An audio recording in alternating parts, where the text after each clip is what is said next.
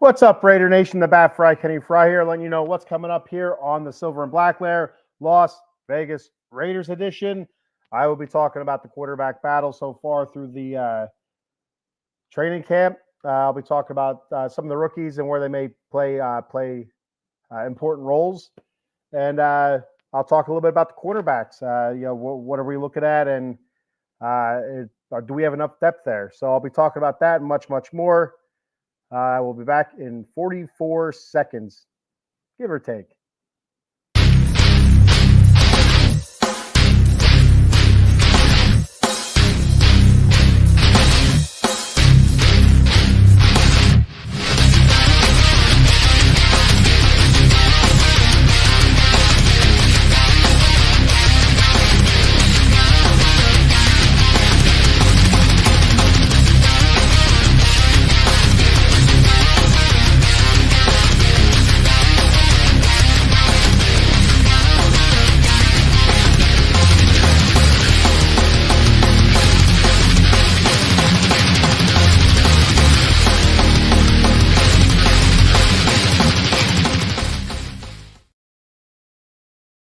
Good morning, Silver and Black Nation, and welcome to the Silver and Black Lair Las Vegas Raiders edition. All right, I'm your host, the Bat Fry, Kenny Fry. It's been a while. It's been a little while since I've been on talking Raider football. I probably haven't been on since June, to be honest with you. It's been too long. I wanted to have been on sooner, but it just has not been working out. So here I am now. You got me now. I'm here now to talk a little bit of Raider football. I mean, football, it starts tonight. We got the Hall of Fame game tonight with the Bears and Texans, I believe it is. Kicking off tonight, I think 8 p.m. or whatever. I don't know if you're a preseason junkie or not, if you're that much into football that you watch the preseason games. I do like watching a little bit of my team, their preseason games. The other teams I really don't care a whole lot about. Sometimes there's a certain player that piques your interest. You have to watch other teams, but there's probably a good chance I won't watch a whole lot of tonight's game. I might watch probably the first quarter, just to kind of get your football fix, at least my football fix, and go from there. Got a comment rolling up here. We got our boy Paul Spencer checking. What's up, Paul? Devontae Adams happy? I don't know.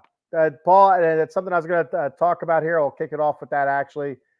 Devontae Adams, I don't know what's going on. I have no idea what's going on. Ever since basically it's what it feels like anyway. Basically, ever since the Raiders picked him up, it's always been, when are the Raiders going to trade Devontae? The Raiders should trade Devontae. The Raiders should, the Jets want Devontae Adams. That's all. It's all I ever see on social media or my Google feed, for whatever reason, keeps throwing that shit in my face.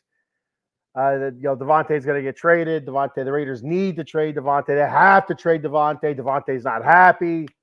But then when you see Devontae talk, it's the opposite. Now, is he just saying what he has to say? As a professional, I don't know. I'm not really sure 100%. So last season, you rewind to last season. I know they have this whole receivers show on, I guess it's HBO. I think it is HBO or whatever. It's on my Max app. I haven't watched any of it, but I've seen clips of it. Devontae on there.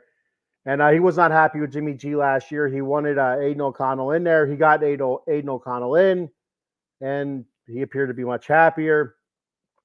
And so, I mean, I don't know. This is the guy that he wanted in. He wants a competent quarterback. Is that Aiden O'Connell? Is that Gardner Minshew? I'm not really sure. There's been reports that I've read online, true or not, I'm not really sure. I'm not at training camp. That there's been some pretty bad throws to Devontae, leave him out to dry, where it could be where he gets absolutely destroyed, and that could shorten a season or even a career for some of these guys. So if that's what's happening, you can't really blame Devontae for being a little bit unhappy or hesitant about going into the season. But on the other hand, when they had the interview with Devontae, it's nothing but peaches and cream. All the right stuff being said. So it's hard to get a good read on it. It's hard to get what's just stuff being put out there by media or whatever, just for something to talk about. There's not a whole lot to talk about. Well, let's just bring this up. Devontae wants to play with Aaron Rodgers again. The Jets want Devontae. Devontae wants to go back to Green Bay. Devontae hates the quarterback situation. Devontae's afraid he's going to get hurt. This, that, the other. Is it because there's not a whole lot to talk about? I don't know. I think Devontae isn't as unhappy as what he's being portrayed as, but I also don't think he's as happy as he's portraying, if that makes any sense. I think we won't know until the season starts. If the season starts, they go out there, the Raiders, post a win, offensively have an okay game. They don't have to be world beaters as long as that defense shows up. That showed up last season.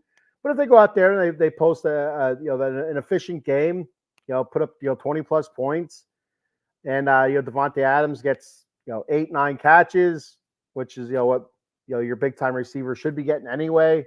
They should be getting targeted 15 in my opinion 15 times easily, and he should be getting some completions there, 8 to 10 completions.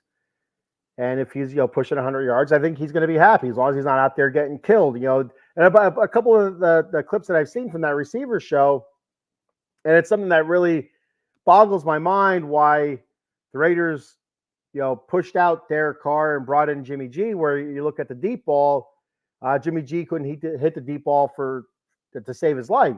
Where Derek Carr was much better with the deep ball, and he's seen a couple times Devontae wide open running downfield, and either Jimmy G throws it 15 yards beyond him, or he throws it 15 yards out of bounds. It's you can tell the frustration just building up in Devontae. So if you have Aiden O'Connell or Gardner Minshew out here and they're not hitting Devontae when he's open, we could see a world where Devontae is traded early in the season. First couple of weeks of the season, to appease him. That's the one thing about the Raiders organization. Mark Davis, he's said publicly that he wants to do what's best for Devontae. He likes Devontae. He says he loves Devontae, but I'm not going to get into that. But he respects the hell out of Devontae Adams, and if Devontae Adams does not want to be a Raider, he will, find the best situation for Devontae Adams. So basically that tells me right there that it's in Devontae's lap. If Devontae said, "I don't want to be here anymore, Mark. We need a change. We need to do something," Mark will find something, and Mark will acquiesce. He will trade him away. So I don't know. I haven't heard anything about that. So, about Devontae going to Mark Adams about it, or Mark Davis about Devontae Adams, whatever. You know what I'm saying. So we'll have to wait and see. I think if the season starts off good, that'll kind of quell those rumors. But if it starts off bad, which it's a possibility, with a second-year quarterback coming in, and Gardner Minshew, who's had some. He had a decent season last year, Gardner Minshew, statistically, and he also kept the Colts in the playoff run all the way to the end there. Are these guys top-flight quarterbacks? No, they're not. They're absolutely not. There's the potential that both these guys are just really good backups. And if you have two really good backup quarterbacks fighting for your top spot, then you don't have a top quarterback. But it remains to be seen yet because neither guy's really gotten a full chance. I guess you can't really say that about Gardner Minshew, really, to be honest with you, because basically he did almost get a full season last year. I'm not sure what week it was that Richardson went down. I feel like it was week 2 or 3. I could be wrong with that. But that's basically a full season where Aiden O'Connell got half a season. Now he gets a full off season with a new offense. Who gets his offense? So we'll see what happens. So there's the potential that Aiden O'Connell is better than we think, and is a legitimate starting quarterback.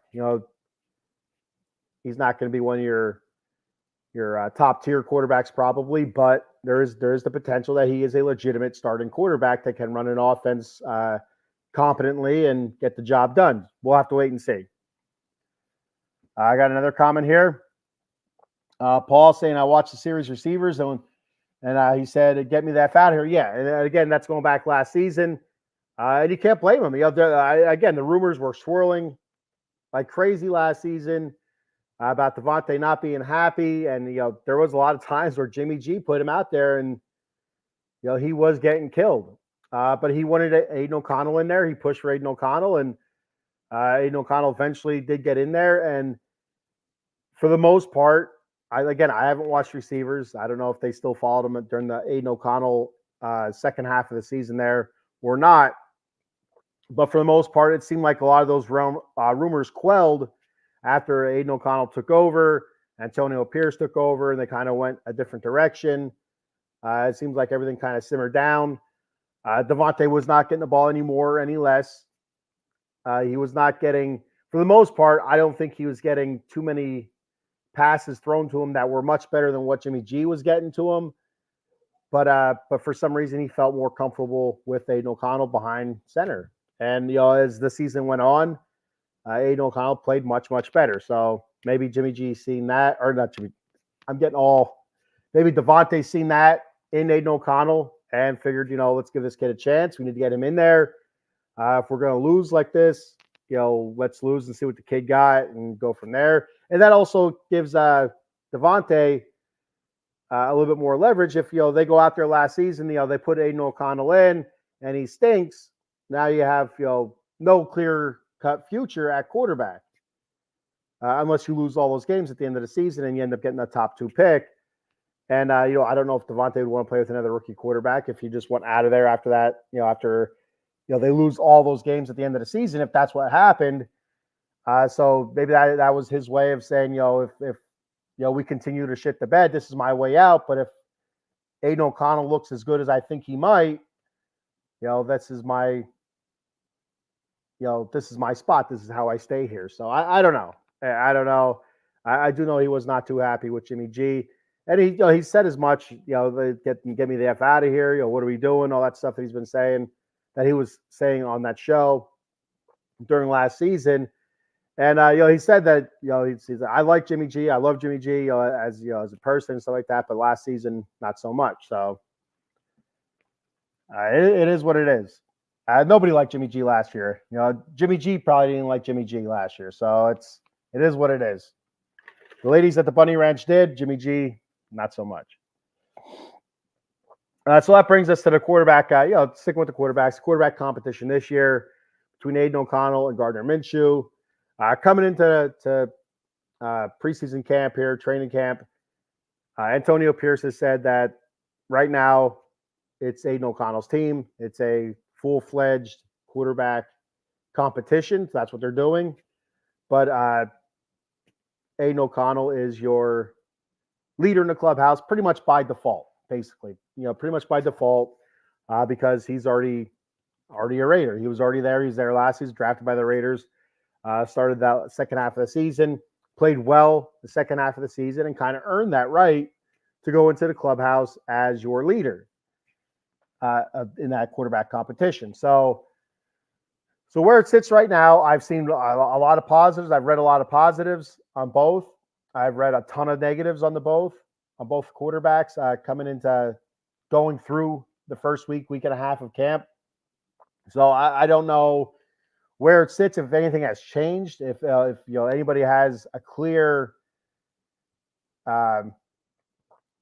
separation between the other. I don't know. I haven't heard anything from any other of the beat writers that I listen to on podcasts, different podcasts, or read through social media or online articles. I haven't read anything where it said Aiden O'Connell is far and away the better of the two, or vice versa, Gardner Minshew is far and away the better of the two. I haven't seen that. Like I said, I've seen some where these guys have, hit some big passes. I've seen somewhere it says these guys have thrown some huge interceptions, in practice against their defense. And the other thing you have to remember as well is, they're not really facing slouches out there. This was a top 10 defense last year and is expected to be even better this year. So they're not getting a gimme defense, where some quarterbacks, wearing the silver and black in the past may have, where the Raiders defense has not been all that good. The defense being better, the offense is being put through the ringer. I did see something.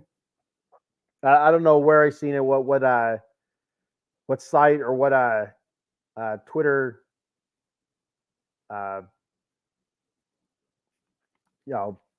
content creator, I don't know, whatever you want to call them, who put it out there, but it was a play-by-play sequence, basically, through offense. I don't know. I think both quarterbacks were in and out. It was the offense versus the defense, obviously, 11 on 11. It wasn't padded, but it was a lot of minuses, but also a lot of pluses. I seen quite a few tackle for losses, quite a few. There was a strip sack.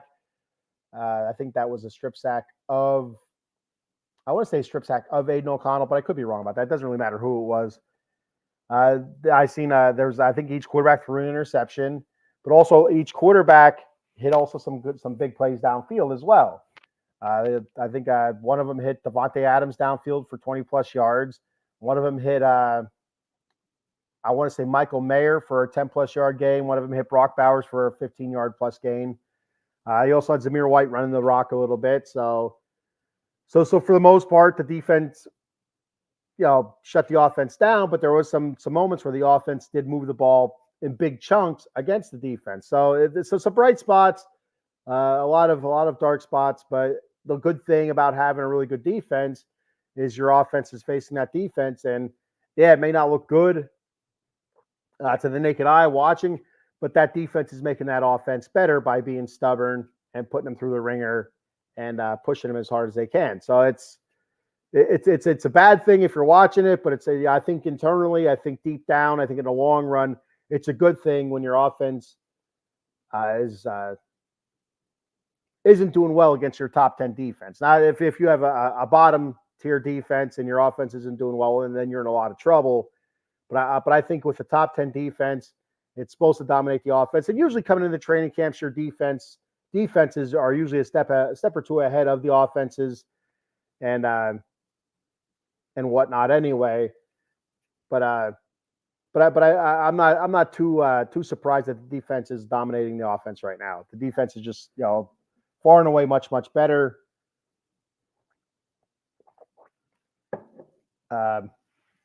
So there's also some injuries on the offense as well. You have Colton Miller, he's on the PUP list right now. JPJ, Jackson Powers Johnson, the Raiders' second round draft pick this past season.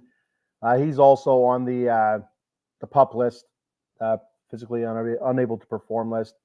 So a couple guys missing there, but that's also a good thing. You get to see Thayer Mumford's going to get a lot more snaps. He doesn't have to share snaps with DJ Glaze.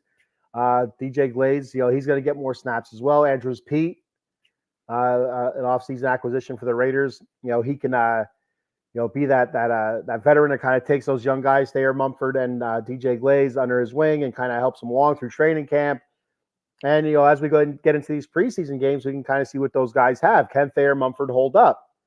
Can he win that job over at right tackle, or is it going to be a tackle by committee there? You're going to see a rotational spot where you see a couple series. You see Thayer Mumford, then you see a couple with DJ Glaze. You see Andrews Pete in there. As long as Colton Miller's healthy on the left side, there's no need to rotate anybody over there unless he's hurt. So we'll see what happens there. Hopefully it's nothing serious. I don't think it is. From everything I heard, it's basically just Colton Miller still recovering from his injuries last season, and just maintenance type stuff. And for Jackson Powers Johnson, I think it was an injury that he had last season coming into this season that he's still recovering from. And from everything that I've heard from press conferences from coaches, they're not overly worried about Jackson Powers Johnson. They said mentally, he'll be fine. there's no reason to really worry about that. They said physically he'll have some catching up to do because it is a faster game, it is a more physical game, and whatnot. So he'll have some catching up to do. They said they have no reason to believe that he can't do it and do it quickly. So I do expect Colton Miller to be your week one starter at left tackle. Jackson Powers Johnson, I'm hoping that he's starter in week one. That means everything's going well with him. If he's not, I would expect not too long after week one that he'd be inserted as your number one starting guard on the first team offensive line. So Paul says same as Cowboys fans all over. Trey Lance throwing picks everywhere in camp, but Dallas is top 5 with their ones defense. People don't see that. Stat only makes the field better than iron sharpens iron. Yes, correct. So and that's kind of what I was getting at. But it could really, if you have a shit defense and they're out there dominating your offense, you could be in it for a really, really long season. I even, the old saying goes that the defense is always a step or two ahead of the offense going into training camp. But if it's a bad defense, that's your offense is going to be in a lot of trouble. But again, just like the Cowboys, the Raiders defense is expected to be very, very good. And it's not surprising that they're dominating the way they are. And with that, and again, talking about Raiders defense, with that being said, cornerback is a spot where it's going to be kind of interesting to see what direction the Raiders are going to go in. Does Jacorian Bennett, second-year guy, does he take a hold of that spot, the third cornerback position? I don't know. We'll have to see what happens. Jacorian Bennett, Brandon Faison. We already have it pretty much the other two spots, nailed down by Nate Hobbs and Jack Johnson. I had a brain fart there for a second. So does Jacorian Bennett, from everything that I've heard from training camp guys, again, they're saying it looks like Jacorian Bennett is your leader right now at cornerback. Coming in, as you said, he's coming much stronger. They said he spent a lot of time in the offseason, just studying the game, pretty much just learning the stuff that he failed to pick up on last season. That kind of put him behind, and also getting physically stronger and faster. So we'll see if Jacorian Bennett can take a hold of that that cornerback spot, and we'll be pretty much set at nickel then. We got Joe Sullivan checking in. What's up, Joe? He said how the quarterbacks looked in camp. Joe, it's been a lot of positives and a lot of negatives. So it's kind of like 50-50 from both guys, honestly. And it's something that I was just talking about. And Paul, Paul is a host of the Dem 215 boys on Wednesdays. I was on last night, Wednesday night. He and Cowboy Dave, and they had a special guest on last night. Go ahead and check that out. Dem 215 boys talking Dallas Cowboy football. But when you have an offense that's a quarterback competition like that, and one quarterback is still really green. The other quarterback isn't like a upper echelon type quarterback, but it's kind of a fringe starter. There's going to be moments where they look bad, especially against a top 10, top tier defense.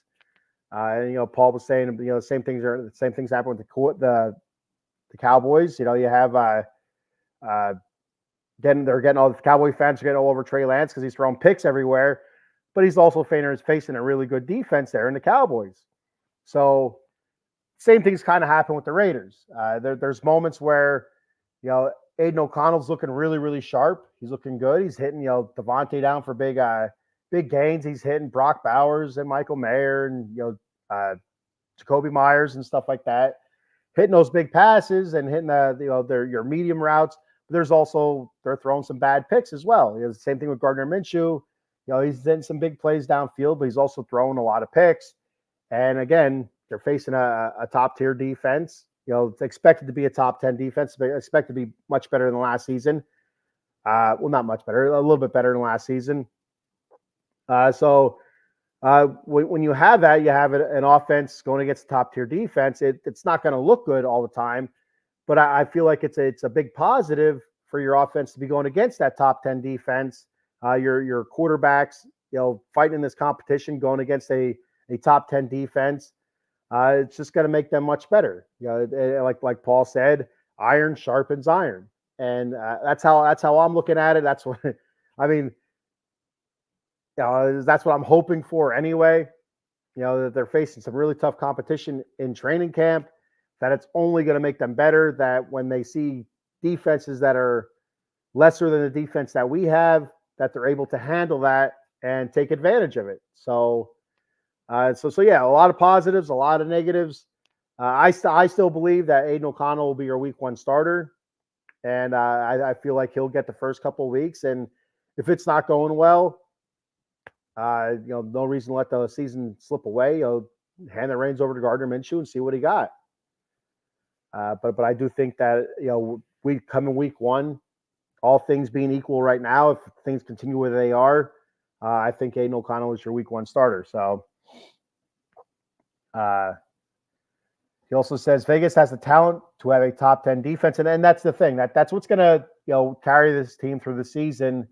If the Raiders are going to be a playoff team, which I think they can be this year, I do think they compete for a playoff spot.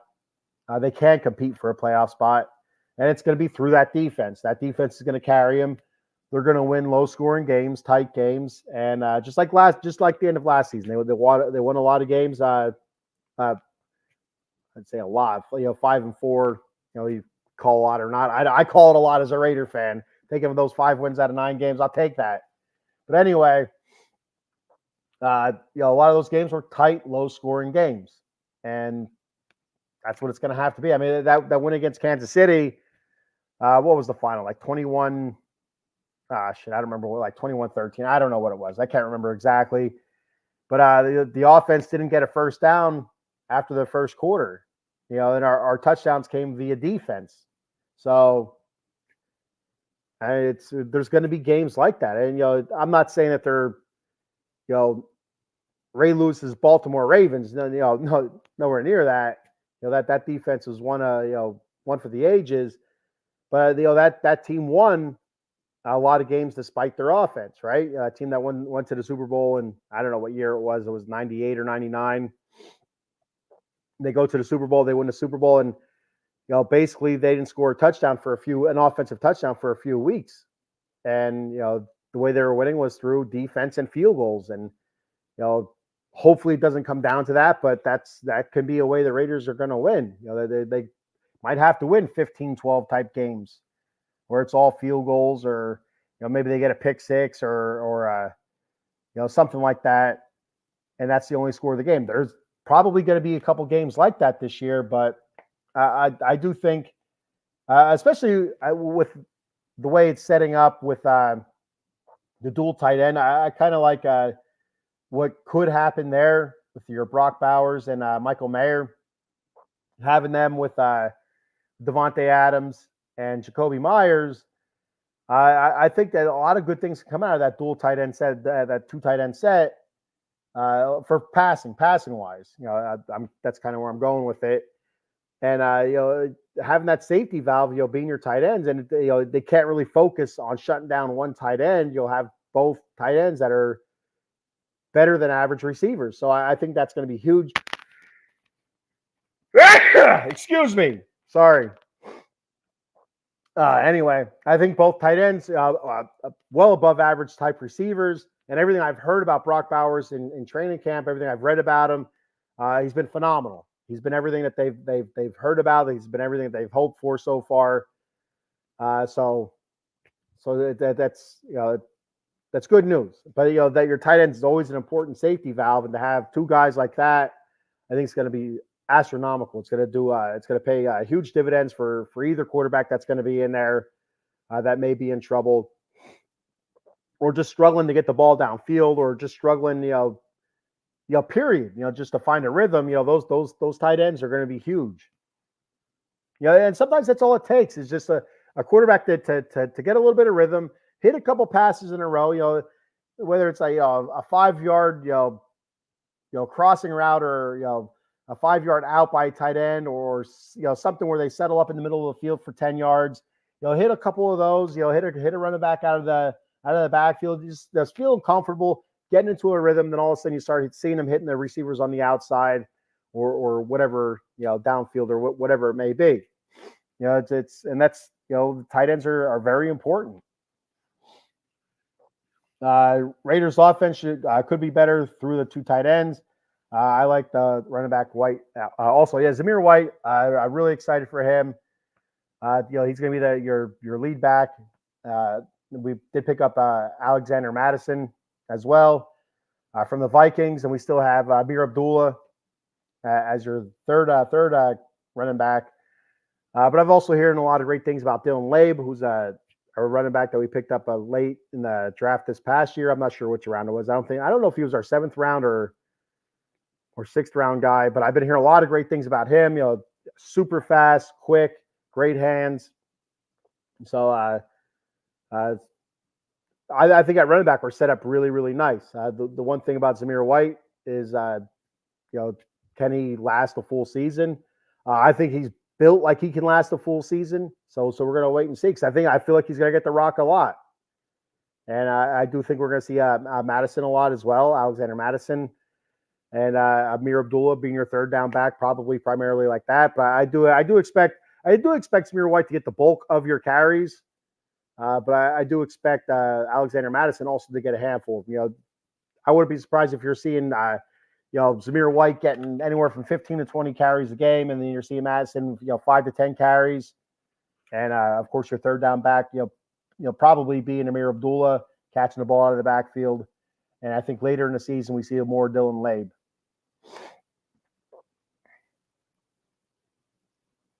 Zamir White can be a fantasy sleeper. I'm not sure how he is catching out of the backfield. I don't remember the end of last season him catching the ball a whole lot out of the backfield. That's the one thing I'm curious to see how he does. If he's able to catch the ball out of the backfield, I really like him. He has the speed, he has the power. If he has the hands, I do think he had some issues with fumbles last year, though. I do feel like he did put the ball on the ground a couple of times. That's one thing that might hamper him a little bit.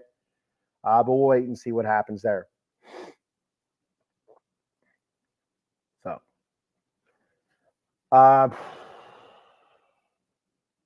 what else we want to talk about here? I've been hearing also some good things about Tyree Wilson. He's been getting a lot of reps on the inside of the defensive line, defensive tackle. We've seen him there last season. He did well. The Raiders moved him inside once.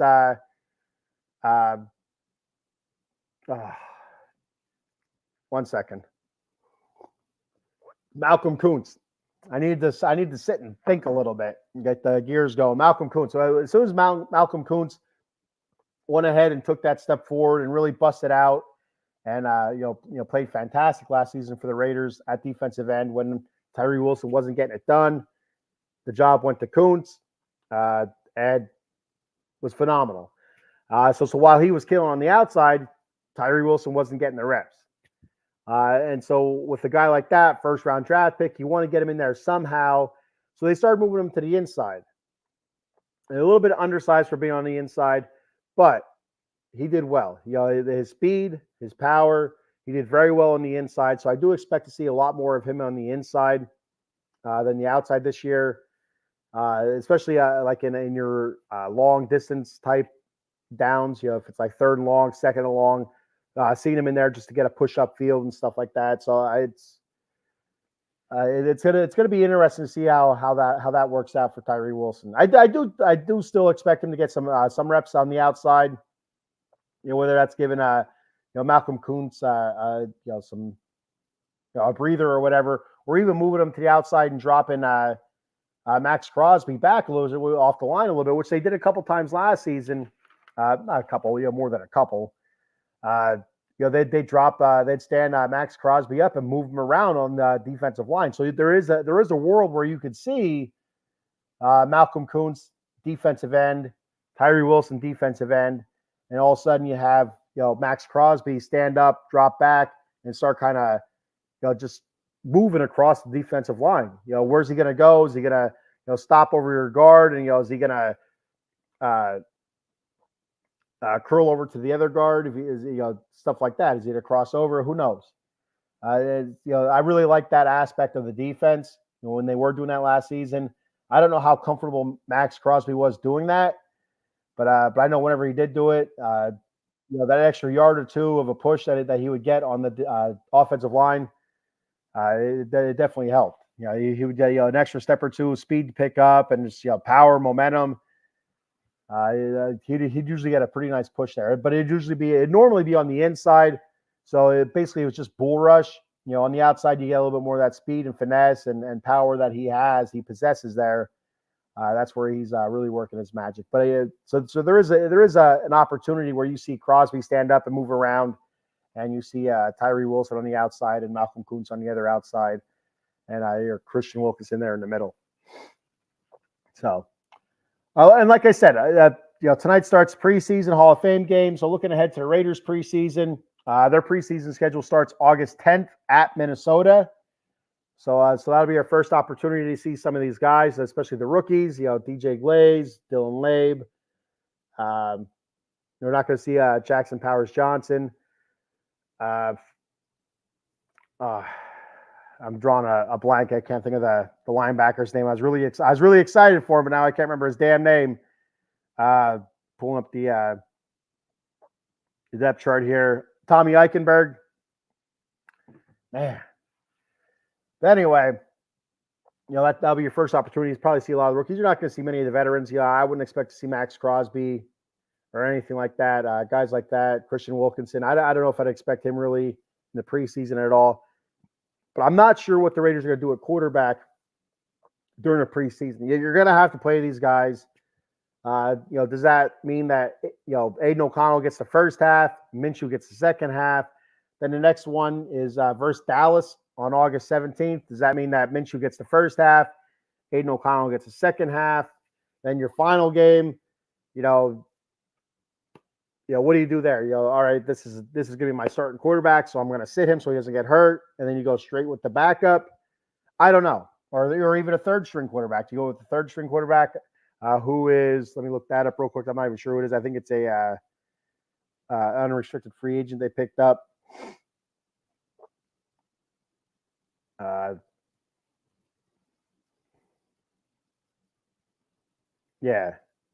Anthony Brown, and also they have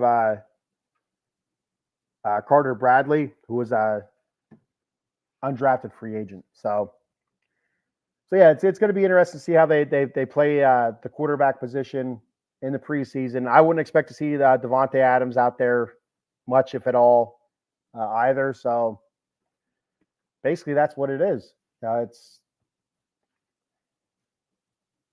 going to have your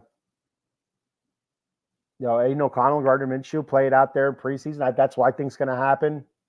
I do expect, I would expect to see one guy one half and the other guy the other half each of those games, except for maybe the third game. Like I said, maybe that game, you see more of the third string quarterback and, maybe some of the second string, so if Aiden O'Connell wins that job by the third preseason game, you might see Gardner Minshew for the first quarter, and then, the third string, fourth string from there on out, or vice versa. If Gardner wins the job, you might see Aiden O'Connell the first quarter, and then your backups thereafter. So I don't know. That's just what I'm thinking. That's what could happen. So they have Dallas on the 17th, and they have San Francisco to wrap it up there on August 23rd before their Week 1 battle in Los Angeles against the Chargers, and that's on September 8th. So, and one other bit of news that we had Michael Gallup retire. That happened, I think, 2 weeks ago now. Feels like I think it is about 2 weeks ago. So he's just Gallup retired. I'm not sure exactly what we're going to get out of him anyway. He hasn't been really the same since the few injuries that he had. He had the ACL and stuff like that. So a lot of leg issues, and he never really recovered in Dallas. Yeah, it was never that that breakout receiver that he was that one season. I think I don't know if he had over 1,000 yards or not, but I know he was really close to it. 800, 900 yards, whatever it was. I think he had over 1,000 yards. I think he had over 1,000 yards. I don't think it was his rookie season. I think it might have been his second season, but I could be wrong. So that leaves the door open for Trey Tucker. Trey Tucker. I think he was going to be your number 3 receiver anyway. I didn't think Gallup was going to take that spot from him, but with Gallup out of the way, I think it's clear-cut Trey Tucker as your number 3 receiver. I'm expecting a big season out of him. Last year, he had 19 catches for 331 yards, 2 touchdowns. I'm expecting more out of him. He's going to stretch the field for us. He's fast. He's shifty. So I expect to see a lot of him. A lot of quick passes, a lot of screen-type passes, and see if he could break one, and then also stretching the ball downfield with your deep passes, which we've seen quite a few times last season. So we'll see what happens with Trey Tucker. With Gallup being out, the Raiders signed Keelan Doss. Keelan Doss was on the roster last year. Didn't get a whole lot of playing time. I don't believe. I do remember his name coming up a bit. I think it's more of a fan favorite kind of thing. But the Raiders re-signed him, so he's in camp now, and we'll see if he can make the roster or not. All right, so I'm going to go ahead and do our sponsor read here before I kick out and go to bed. We got Jason Fine, J Fine Law. You can reach Jason at 1-800-HURT-123. That's 1-800-HURT-123.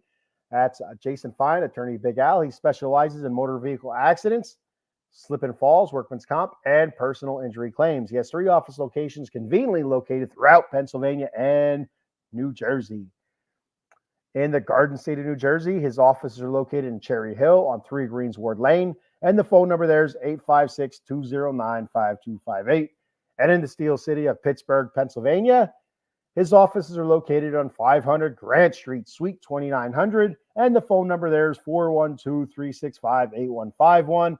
And in the city of Brotherly Love, Philadelphia, Pennsylvania, his offices are located at 1628 JFK Boulevard, Suite 2120. The phone number there is 267-888-2980.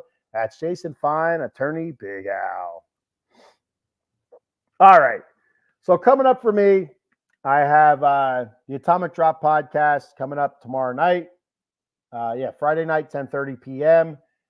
And then that'll be your SummerSlam preview. And then we will go ahead and do a SummerSlam post show on Sunday. I got to work out what time yet. Usually we do the post show right after the show on Saturdays, but I will be at a concert. I'm not sure what time I will be getting home. So we thought, probably, I want to watch SummerSlam too, so I can actually talk about it. So we thought it'd be better if we just went ahead and did the post show on Sunday. So I'll have the Atomic Drop Friday night, 10:30 p.m., and then Sunday with time to be determined. The Batcave, I'm still trying to get the Batcave on. I missed yesterday. I'm struggling. I'm struggling with sleep here right now, and so no excuses. I got to do better. I got to be on when I say I'm going to be on. I know my millions and millions of fans out there are counting on me so they can hear their Mets talk and their Raiders talk. I still got to get the Kings talk on here. But like I said, I've been struggling. It's been a really big struggle, to be honest with you. I don't know what it is right now, but the last probably 4 or 5 weeks, it's been tough. So no pity party here. Got to do better. All right. So yeah, that's all I have for today. Like I said, and I'll be back again next Thursday morning, 10 a.m. Hopefully with Silver and Black Lair Raiders talk. I'm hoping to do the Kings on Monday morning. I might switch that up though once the football season starts. That way you have the Raiders talk right after a Sunday game on a Monday. So that's probably what's going to happen. I'll probably switch it up, and maybe I'll even start it next week. I don't know. We'll see what happens. All right.